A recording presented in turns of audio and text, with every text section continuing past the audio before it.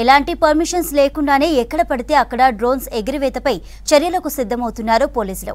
Security పరంగా sensitive ఏరియాలపై drones ద్వారా నిఘా పెట్టేందుకు కొందరు ప్రయత్నిస్తున్నారు.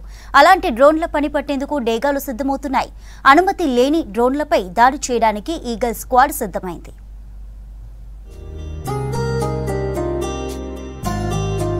డ్రోన్ల నియంత్రణకు తెలంగాణ పోలీసులు డేగలను సిద్ధం చేశారు.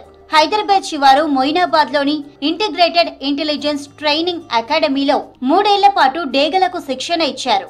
ఇప్పటి వరకు డాగ్స్ కు మాత్రమే ట్రైనింగ్ ఇచ్చిన పోలీస్ టీమ్స్ ఈసారి డేగలను కూడా ట్రైనింగ్ తో సిద్ధం చేశారు. ఐఐటీఏలో జరిగిన 23వ బ్యాచ్ కనైన్స్ పాసింగ్ అవుట్ పరేడ్ లో ట్రైనర్లను, ఐఐటీఏ అధికారులను అభినందించారు డీజీపీ రవిగుప్తా, ఐపీఎస్ అధికారులు. డేగల పనితీరును ప్రత్యక్షంగా పరిశీలించారు. నిపుణుల దగ్గర శిక్షణ పొందిన డేగలు ఇక విధుల్లో చేరనున్నాయి. ఆకాశంలో ఎగిరే డ్రోన్లను శిక్షణ పొందిన డేగలు ఇట్టే పట్టేయనున్నాయి. వివిఐపి టూర్ సమయాల్లోనూ బహిరంగ సభల వేళ వీటిని ఉపయోగించాలని ప్లాన్ చేస్తున్నారు పోలీసులు. ఫ్లయింగ్ లో ఉన్న డ్రోన్లను గుర్తించి కిందకు తీసుకురానున్నాయి ఈ ఈగల్స్. ఇంటెలిజెన్స్ సెక్యూరిటీ వింగ్ లో ఈగల్ స్క్వాడ్ పనిచేయనుంది. రాష్ట్రంలో వివిఐపీల భద్రతను పర్యవేక్షించేందుకు ఏర్పాటు చేసిన స్పెషల్ పోలీస్ వింగ్ జూలై 2020లో ఈగల్ స్క్వాడ్ తో ప్రయోగాలు చేయాలని నిర్ణయించుకుంది. ఇది దేశంలో మొదటి ఏకైక ఈగల్ స్క్వాడ్ గా ఖ్యాతికెక్కింది. 3 నెలల వయసున్న 3 డేగ పిల్లలను మొదట శిక్షణలో చేర్చినట్లు పోలీసు వర్గాలు తెలిపాయి. ఈ ప్రాజెక్టు కోసం హైదరాబాద్ కు చెందిన మొహమ్మద్ ఫరీద్, కోల్కతాకు చెందిన మరో ట్రైనర్ అబీర్ బండారిని నియమించారు. 2 ఏళ్ల వ్యవధిలో డేగలు డ్రోన్లను కూల్చేలా శిక్షణ పొందాయి. మొత్తం 3 డేగల్లో 2 డ్రోన్స్ పై నిఘా ఉంచడానికి ట్రైనింగ్ పొందగా, మరొక డేగను ప్రత్యేకంగా నిఘా ప్రయోజనాల కోసం శిక్షణ ఇచ్చారు. అటు నిఘా డేగకు కెమెరాను కూడా అమర్చారు. నిత్యం గంట పాటు డేగలకు శిక్షణ ఇస్తున్నట్లు సిబ్బంది తెలిపారు. అడవుల్లో నక్కి ఉన్న మావోయిస్టులను డేగలు పసిగట్టగలుగుతున్నాయంటున్నారు పోలీసులు. కష్ట సమయాల్లో కూంబింగ్ టీమ్స్ కి ఈ ఈగల్ స్క్వాడ్స్ అదనపు బలాన్ని ఇస్తాయని చెబుతున్నారు. మహిళలు అన్ని రంగాల్లో పోటాపోటీగా దూసుకుపోతున్నారని అన్నారు ప్రముఖ music director RP Patnaik. Save the girl child ముందడుగు ఫౌండేషన్ ఆధ్వర్యంలో వివిధ రంగాలలో ఉత్తమ ప్రతిభ చాటిన మహిళలకు అవార్డ్స్ అందజేశారు. ఎంపవర్డ్ ఉమెన్స్ అవార్డ్స్ కార్యక్రమంలో ఆర్పితో పాటు తెలంగాణ మాజీ సీఎస్ అజయ్ మిశ్రా పాల్గొన్నారు. మీరేం పనికిరారు మా దగ్గర అని చెప్పడం కోసం మాకు నిల్చోబెట్టి మీరు అందరూ అవార్డ్స్ తీసుకున్నారు. అంత గొప్ప స్టేజ్కి వెళ్ళిన మీ అందరికీ అభినందిస్తూ, మీ అందరూ మీ లైఫ్లో చాలా చాలా గొప్ప అచీవ్మెంట్స్ చేసుకోవాలని మీ అందరికీ నా సిన్సియర్ సజెషన్ ఒకటే. ఆర్టిఫిషియల్ ఇంటెలిజెన్స్ యుగం ఇది. రైతులు కూడా ఆర్టిఫిషియల్ ఇంటెలిజెన్స్ లేకుండా రేపు ఫ్యూచర్లో ఏమీ చేయలేని పరిస్థితి రాబోతుంది. అందుకు ఇప్పటి నుంచి ఏఐని అడాప్ట్ చేసుకోండి. ఏఐ అడాప్ట్ చేసుకుంటే మీరు మిగతా వారికన్నా అహెడ్ ఆఫ్ టైం ఉంటారు. అది మాత్రం దయచేసి మిస్ అవ్వద్దు. అందరి చేతిలో ఫోన్స్ ఉన్నాయి కాబట్టి ఫోన్స్ ద్వారా మీకు చాలా ఇన్ఫర్మేషన్ ఉంటుంది ఏఐకి సంబంధించి. మీరు చేస్తున్న ప్రొఫెషన్లో మీరు ఏఐని ఎలా అడాప్ట్ చేసుకుని మీ ప్రొఫెషన్ని మిగతా వారికన్నా 1 అడుగు కాదు 10 అడుగులు ముందు ఎలా ఉండొచ్చు అనేది అది మీకు గైడ్ చేస్తుంది. దయచేసి ఫ్యూచరిస్టిక్గా ఆలోచించే మీ అందరూ కూడా ఏఐని మాత్రం మిస్ చేయకుండా ఏఐని అడాప్ట్ చేసుకోండి అని మాత్రం నా వైపు నుంచి నేను రిక్వెస్ట్ చేస్తున్నా. All the very best. God bless you. Hyderabad లో ఎన్ని పార్కులున్నా కేబీఆర్ పార్క్ మాత్రం స్పెషల్. 352 ఎకరాల్లో పచ్చని చెట్లు, గుట్టలు, ఆకర్షించే వాతావరణం, పక్షులతో పాటు వాకింగ్ ట్రాక్స్ తో వాకింగ్ వచ్చే వారికి అట్రాక్ట్ చేస్తుంది. దీంతో పాటు ఇక్కడ మరింత ప్రత్యేకంగా నిలిచేవి నెమళ్లు. గతంతో పోలిస్తే ప్రస్తుతం కేబీఆర్ పార్కులో ఉండే నెమళ్ల సంఖ్య పెరగడంతో విజిటర్స్ నుంచి మంచి రెస్పాన్స్ వస్తోంది.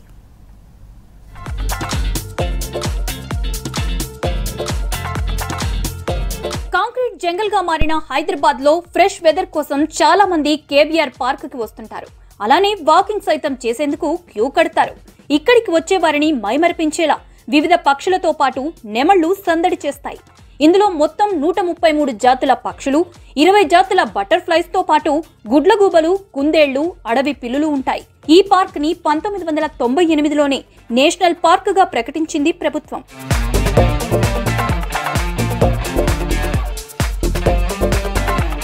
కేబీఆర్ పార్కులో నెమళ్ల సంఖ్య రోజురోజుకు పెరుగుతోంది. ప్రస్తుతం పార్కులో 510కి పైగా పీకాక్స్ ఉన్నాయి.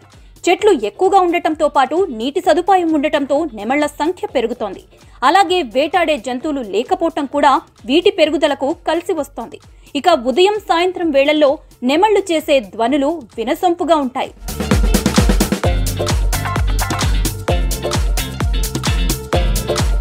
కేబీఆర్ పార్కులోకి వచ్చేవారు పీకాక్స్ కి ఎలాంటి ఫుడ్, వాటర్ ఇవ్వడం నేరం.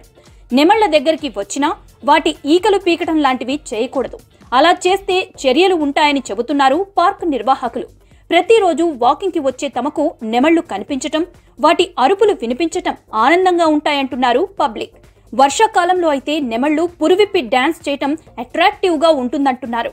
8:30 बजे इधर से निकल जाते हैं. 4 बजे लोग भूख लगती है तो बोलता है लोग, तो 8 बजे 7 बजे जो आता है लोग, तो मैं अपने हाथों से आज से 4 साल 18-19 में इन लोगों को मैं खाना खिलाया अपने हाथों से, ऐसे सामने और रोटी का टुकड़ा आता था चिचास से, तो उन लोगों को बचता था तो मैं रोड पर भी चले जाते हैं खाने के लिए, लेकिन खाना मतलब जो भी बचता है हम लोग इनको मतलब दे देते हैं.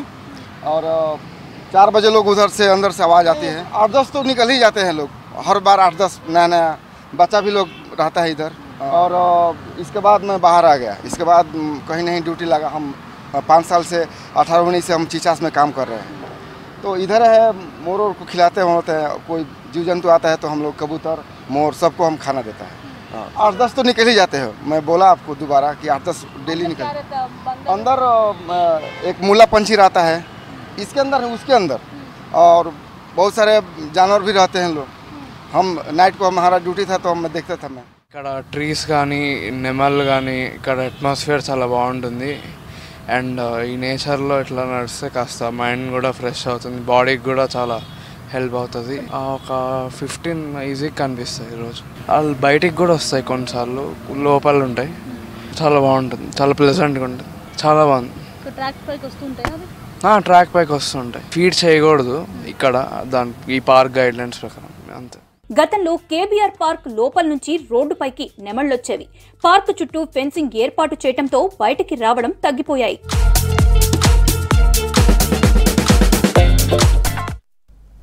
ఇవి Hamara Hyderabad updates. Stay tuned to V6 news.